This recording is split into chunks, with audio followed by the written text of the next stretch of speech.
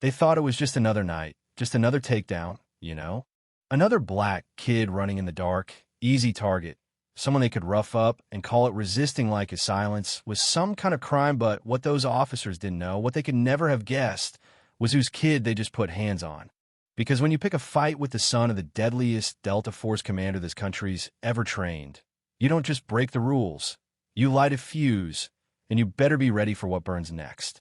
This isn't just a story about brutality. It's a story about lines that get crossed, about the moment fear meets rage, and the whole idea of justice changes.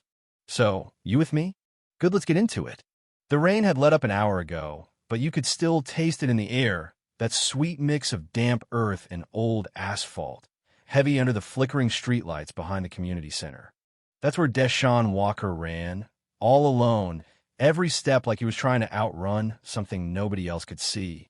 The kind of quiet that makes your chest ache in a good way live for that feeling.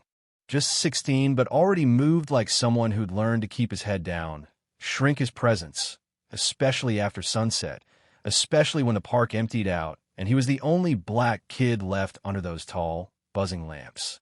No music, no earbuds, just the sound of his breath, the slap of sneakers, the soft rush of wind through chain link. He was supposed to be prepping for district. That's what he told his coach, but really, running was the only place he felt free, like he could breathe deep without apologizing for it. He just finished his last sprint, hands on his knees, when headlights swung across the field. That car, he knew it too well, creeping the neighborhood like a shark patrol lights off, but intent blazing. Deshaun kept walking, not fast, not slow, just enough to look harmless, but inside his heart hammered, and the chill crept up his neck. "Hey," barked one of the cops, slicing the night air. "What you doing out here, son?" Deshaun kept his hands visible, voice steady. "Just running, sir." Practice ended late. There were two Officer Rick Dalton, tall and jumpy, eyes always searching for a fight, and Deputy Carl Boone, half leaning on the cruiser, thumbing his phone like he had nothing better to do.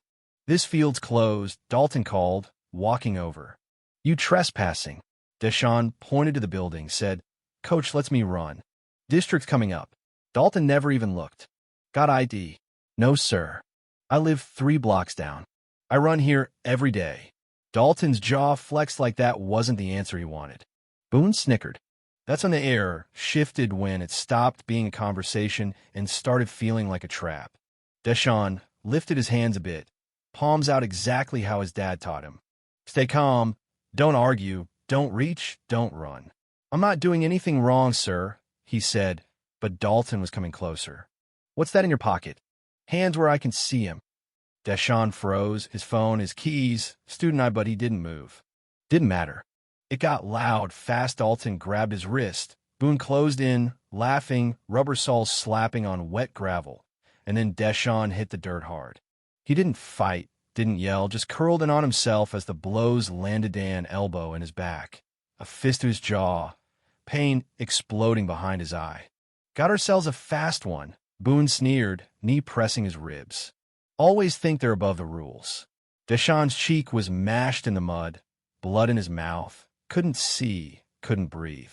He tried to say he wasn't resisting, but only managed a broken gasp. Dalton's boot caught his side. Boone laughed, like this was sport. It was over in 2 minutes. They didn't arrest him, didn't call it in. They just straightened up, smug, and walked off into the night like nothing happened. Deshaun lay there, cheek pressed to the cold gravel, listening to the echo of their boots fade. He didn't cry, didn't even move for a long time. When he finally did, every breath burned. His phone buzzed his mom. He didn't answer. Blood dripped from his nose onto his shoes. He just walked, step by aching step, past the broken gate, into the dark.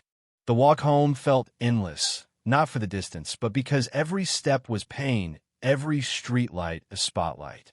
He kept his head down, ignored the phone, couldn't bear to explain, couldn't say out loud they did it again, Mom. This time, they didn't stop. His porch light was on, as always. The old shotgun house, porch warped from years of rain, felt like it might collapse under the weight of what he carried. As he climbed the steps, his mother Loretta flew out the door, panic etched on her face. "Oh my God, baby, what happened?" She dropped to her knees, trembling hands hovering, not sure where to touch. He tried to say, "I'm fine," but she could see the truth. She pulled him inside, sat him on the couch, fetched the first aid kit with the practice calm of an ER nurse seen wounds, but never like this on her own son. "Tell me who did this," she asked, voice tight. "Cops," he muttered, eyes down, words barely more than a whisper. Loretta didn't need details. This town only had a few cops, and she knew the way they looked at her boy, like his skin was a problem. She cleaned his cuts, pressed ice to his cheek, the silence between them heavy with everything they both knew. This wasn't the first time, probably wouldn't be the last. "We're going to the clinic," she said, and this time, he didn't fight her. She helped him into the car, drove through silent streets to the ER, where the woman at the desk barely looked up. They waited first 30 minutes, then an hour, then 2. Every other patient seen first. Every look in the waiting room was judgment, not concern. The doctor was rushed, barely glanced at Deshawn. "Police did this," Loretta said, but he just shrugged. "He'll heal. File a report with the precinct." She stared at the discharge papers, her hands shaking, not with fear, but the kind of anger that builds in your bones when the system is rigged. On the way home, the car was quiet, both of them too tired for words. "They're not going to stop," Deshawn whispered. Loretta's voice was steel. "Then neither will I." Loretta called Conrad Walker her ex, Deshawn's father. She hadn't spoken to him in years, not since he disappeared into the mountains, teaching ex-soldiers how to survive. But now, with her son broken and the law twisting the story, she needed someone who spoke the language of consequences. "It's Deshawn," her voicemail said, voice cracking. "The cops, they hurt him bad. They left him bleeding. I need you here."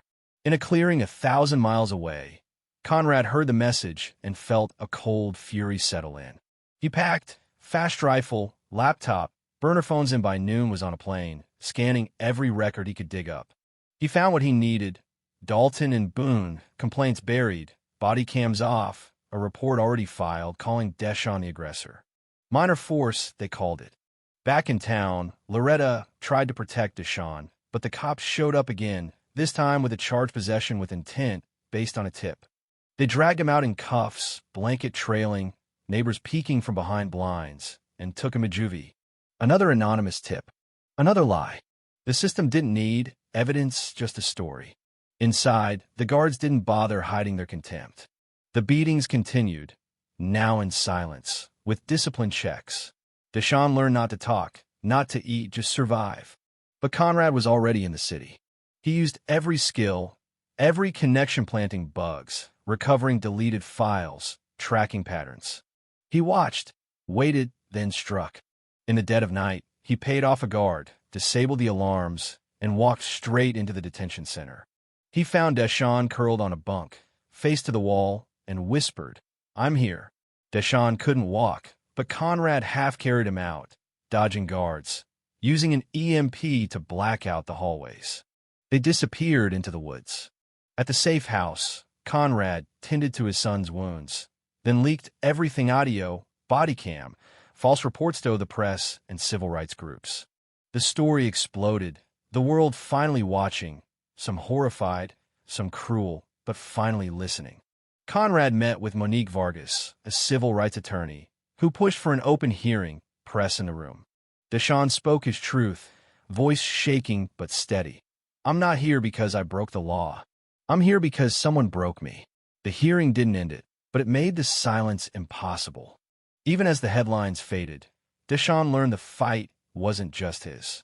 Strangers offered support, others hate, but the narrative was no longer theirs alone.